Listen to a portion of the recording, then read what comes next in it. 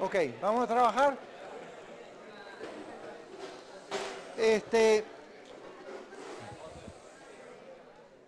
La clase anterior comenzamos a analizar un sistema de partículas especial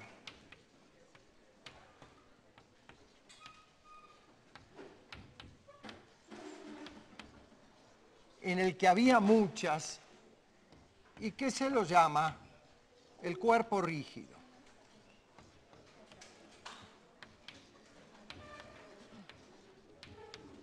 Como les dije en la clase anterior, el cuerpo rígido es una abstracción que se usa, nada es absolutamente rígido, pero hay muchos cuerpos en la naturaleza y hay muchos cuerpos en el dominio de la tecnología que se pueden tratar como rígidos.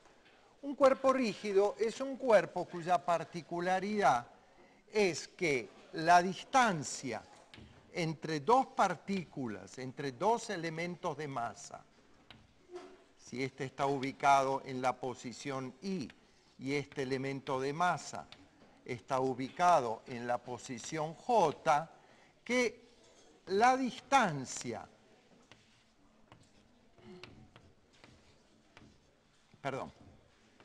entre uno y otro elemento, que es el módulo del vector RI menos RJ, es una constante para todo IJ. O sea que para cualquier par de partículas, la distancia entre dos de ellas, cualesquiera, es constante. Es un cuerpo que no se deforma. Para ese cuerpo empezamos a analizar los casos de rotación pura. Y vimos que ese cuerpo, rotando alrededor de un eje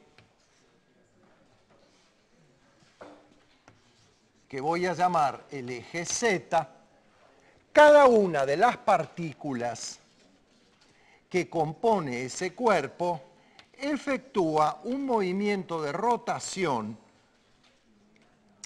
este es el origen, efectúa un movimiento de rotación alrededor del eje. De modo que si el movimiento de un cuerpo,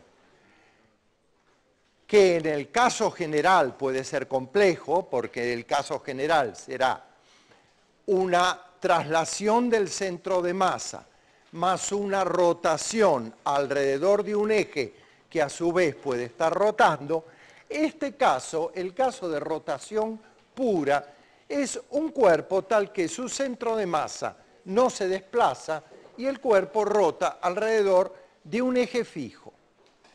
En ese caso nosotros vimos que la velocidad de cualquier punto se podía expresar como omega vector R I, donde omega era el vector velocidad angular. Y le asignábamos a la velocidad angular un vector cuya dirección era la del eje de rotación y cuyo sentido era el de la regla de la mano derecha. Si los dedos de mi mano derecha indicaban el sentido de rotación, el pulgar indicaba el sentido del vector velocidad angular. Y hablamos así del vector velocidad angular.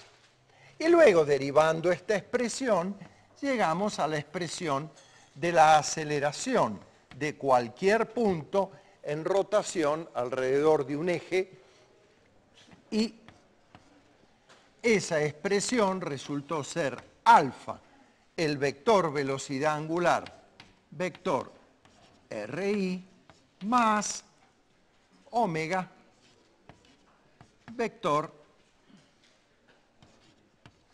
B sub I, donde alfa, el vector velocidad angular, es la derivada del vector, alfa, el vector aceleración angular, es la derivada del vector velocidad angular.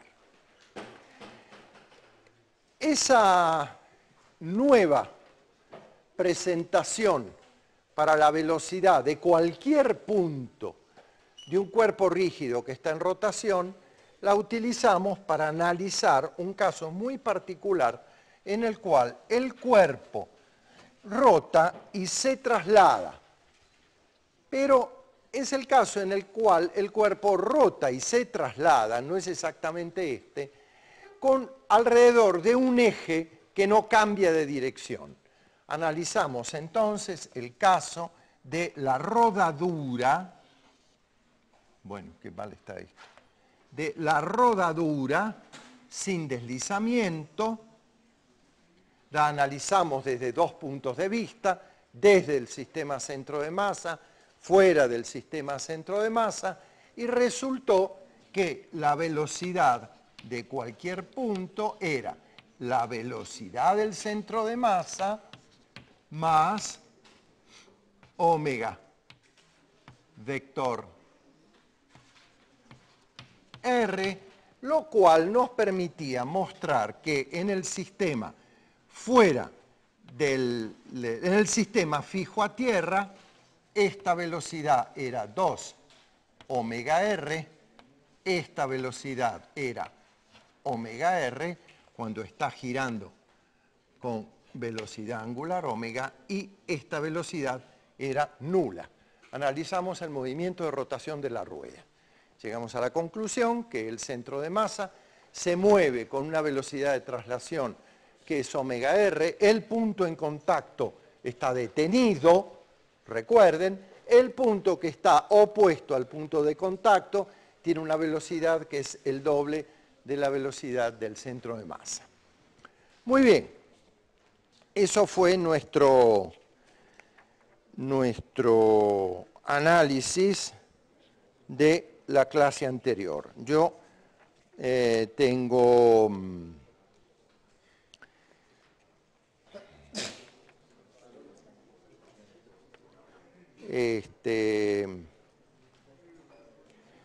el deseo de continuar, tenía un par de ejemplos para hacer, pero los voy a dejar para luego, de continuar analizando la energía del movimiento rotacional.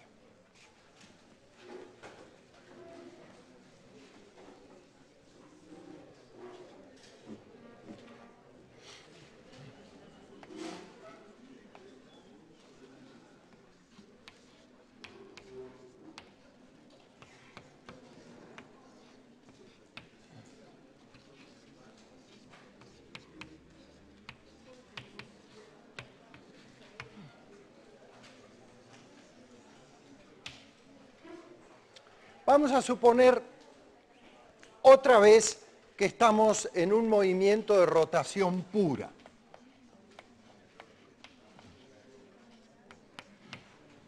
O sea, el cuerpo gira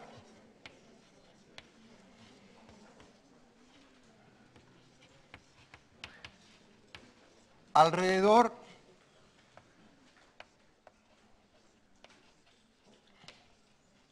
de un eje fijo.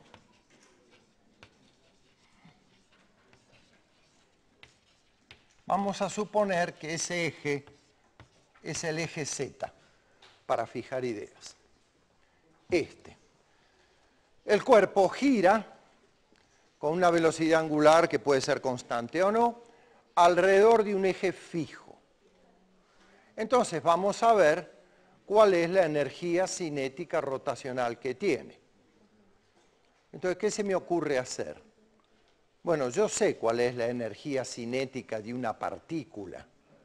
La energía cinética de una partícula I de masa MI es 1/2 de la masa por el módulo al cuadrado de su velocidad.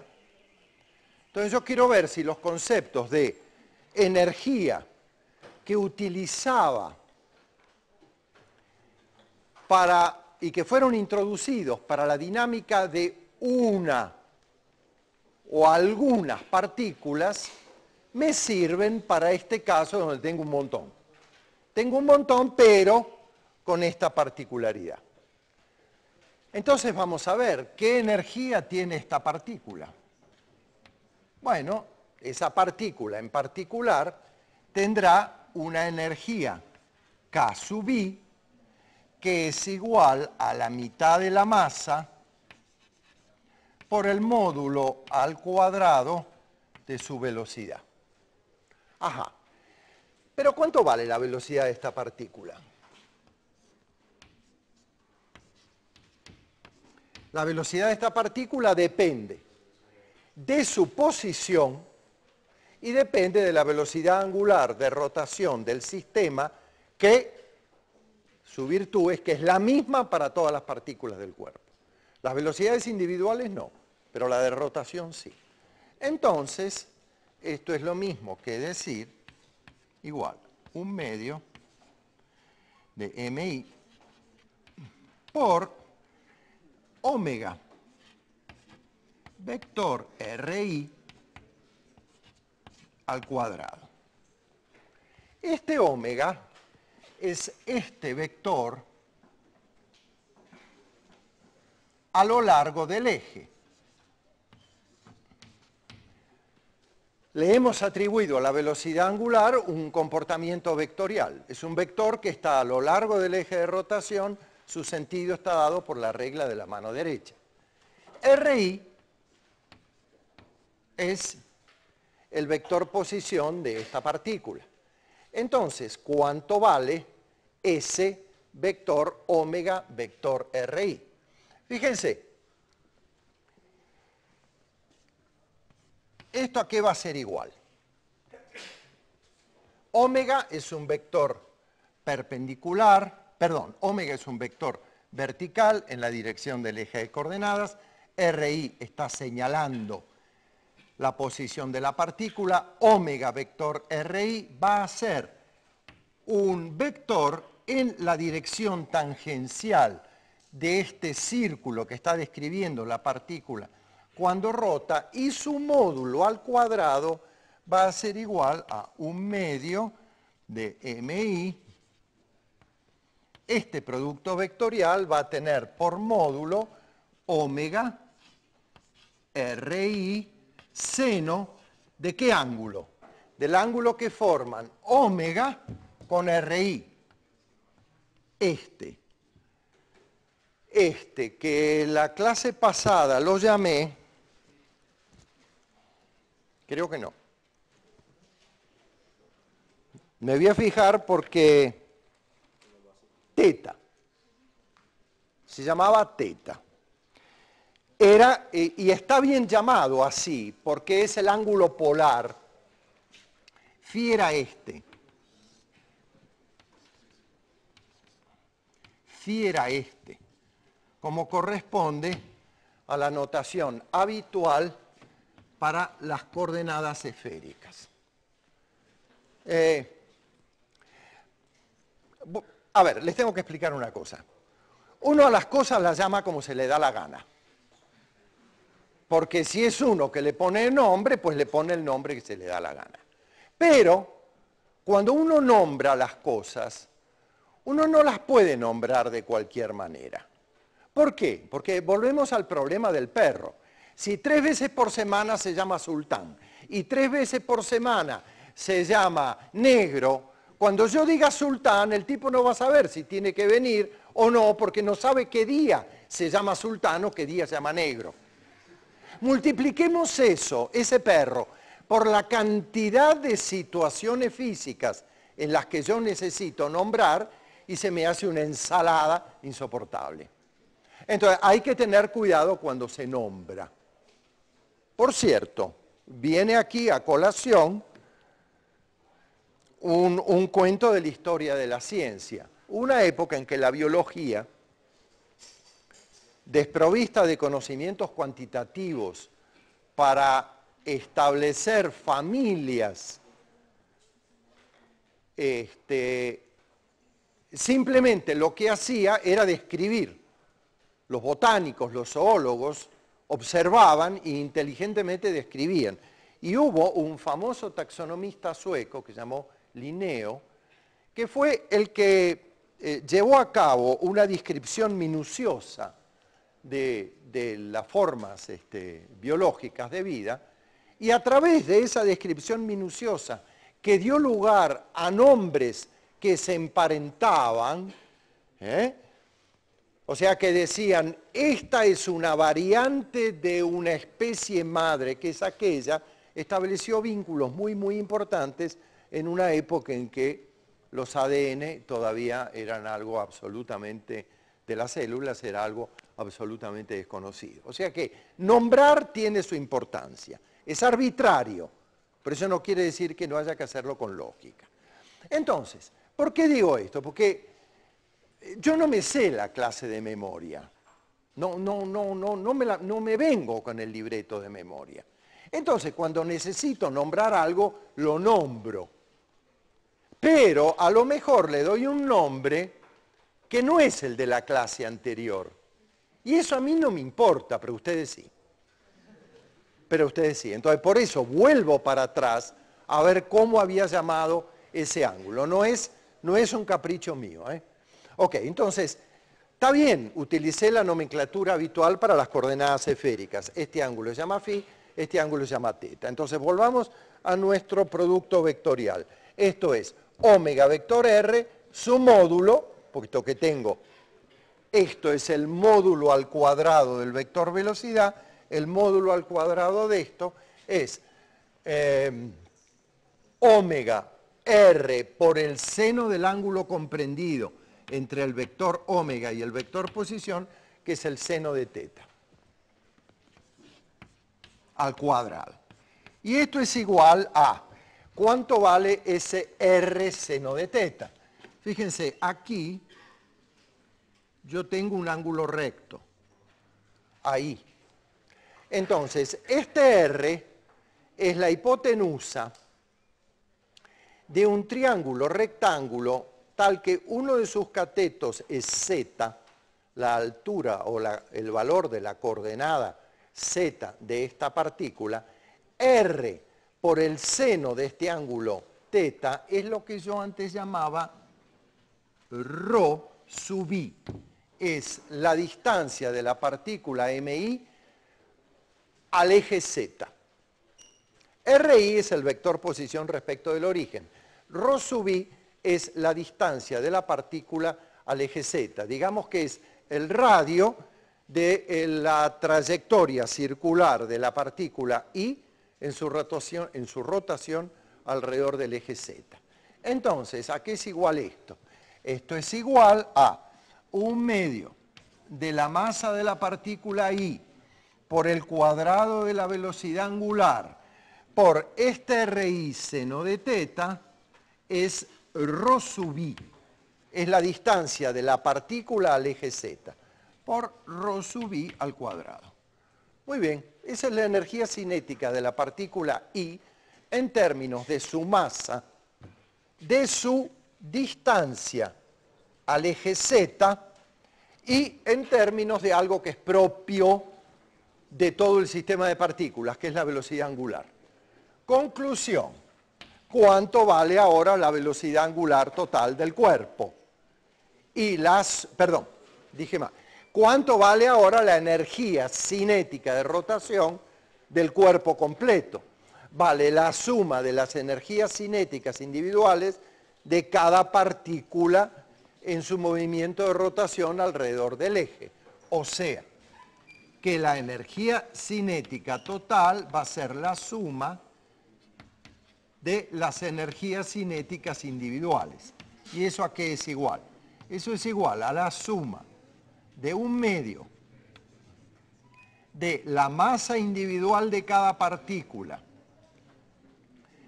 por la distancia al eje de rotación al cuadrado por el cuadrado de la velocidad angular de rotación. Y este término es una constante, porque en esta rotación la velocidad angular es propia del conjunto, no de cada una de las partículas. Por eso nos lleva subíndice i, porque para todas las partículas es la misma. Esa es la importancia que tiene esta velocidad angular. Describe el movimiento, en parte, el movimiento de rotación de todo el sistema de partículas. Entonces, cuando yo sume, Esto sale como factor. Y entonces esto me queda igual a omega cuadrado entre 2, que también es un factor constante, por la suma de los mi por r sub i al cuadrado. Y entonces me queda ahí una cosa, me queda acá una cosa, esto, que rho sub i. Muchas gracias. Muchas gracias. Es este, que no es igual a RI. Muchas gracias. Ok. Entonces, pero ustedes se dan cuenta que me queda una cosa acá que depende de una suma sobre todas las partículas del cuerpo, que va a depender ¿de qué? Va a depender de la masa de cada una de las partículas y sus distancias elevadas al cuadrado al eje de rotación. Eso se llama el momento de inercia del cuerpo respecto al eje de rotación. Y momento de inercia.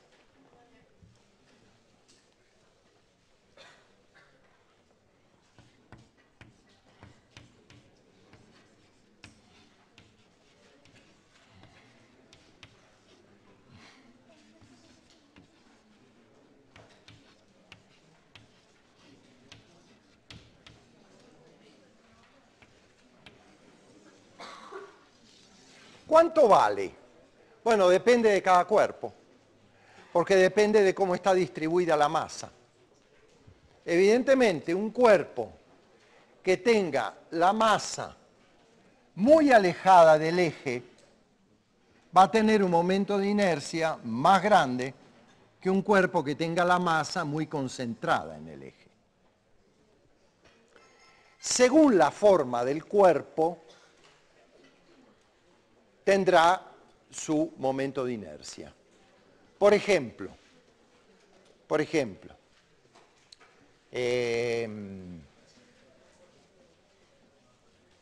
imaginemos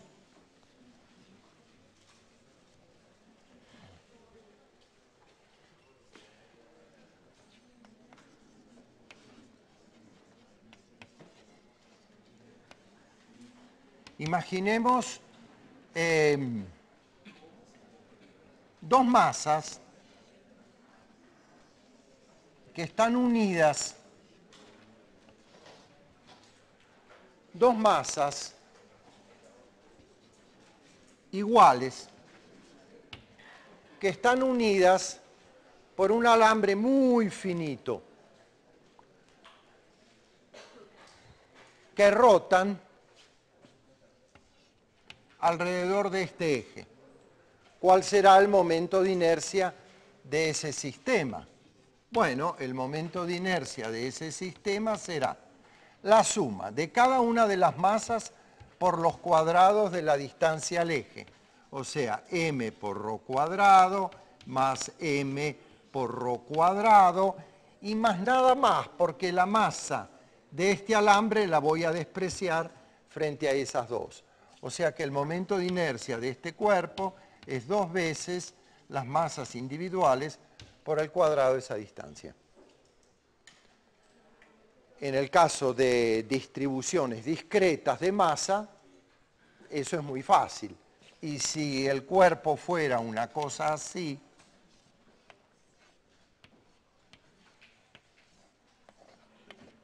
M1, M2, M3, M4, yo diría que su momento de inercia es igual a M1 por ρ sub 1 al cuadrado más M2 por ρ sub 2 al cuadrado más M3 por ρ sub 3 al cuadrado más M4 por ρ sub 4 al cuadrado. Es la suma de las masas por los cuadrados de las distancias al eje respecto del cual se calcula el momento de inercia. El momento de inercia se calcula respecto a un eje. Muy bien. En el caso de distribuciones discretas de masa es muy fácil. Ahora habría que ver qué pasa en el caso de distribuciones continuas de masa. Entonces vamos a hacer otro ejemplo.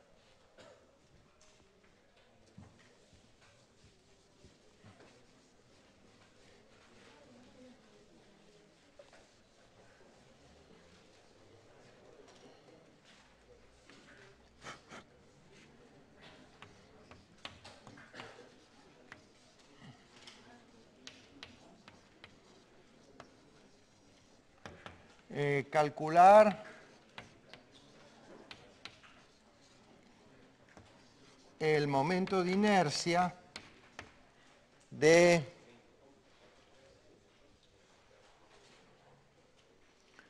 bueno, vamos a suponer de una varilla.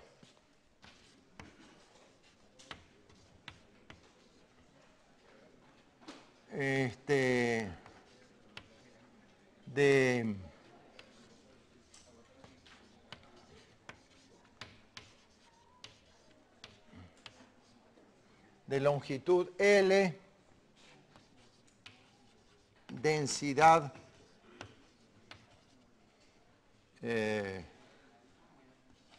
ρ y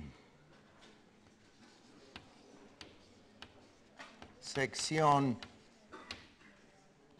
S y masa M respecto de un eje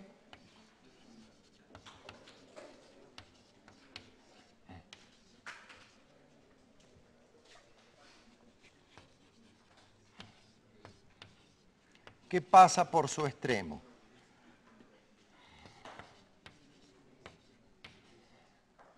Perdón, respecto de un eje perpendicular a la varilla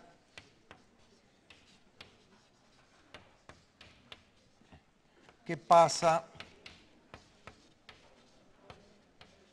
por su extremo.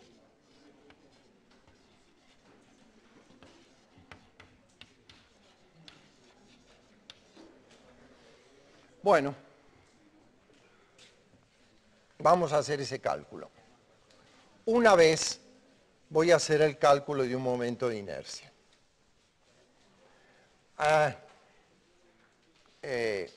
Al igual que los cálculos de posiciones de centros de masa en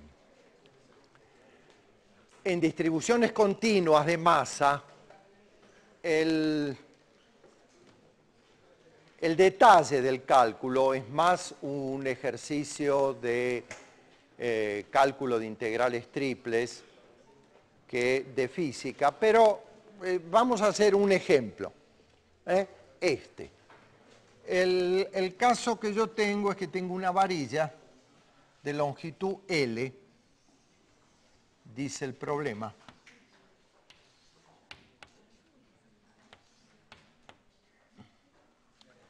De densidad ρ y sección S. Sección S quiere decir que si la miro de frente, esta área es S, tiene longitud L y respecto a un eje perpendicular a la varilla que pasa por su extremo. O sea que la voy a calcular respecto de este eje, que si ustedes quieren lo llamo el eje Z. Es el eje que me va a importar para calcular el movimiento de inercia si la varilla está rotando alrededor del eje Z. ¿Qué diferencia tiene esto con aquello? Bueno, esto está bien, es el momento de inercia para una distribución de masa que se llama ¿cómo? ¿Cómo es esta distribución de masa? ¿Perdón? Discreta, es la no chismosa, distribución discreta, masas localizadas. Ahora acá no puedo utilizar eso porque esta es una distribución continua. Entonces, para una distribución continua voy a generalizar la definición del momento de inercia y voy a decir que es la suma continua de elementos de masa multiplicada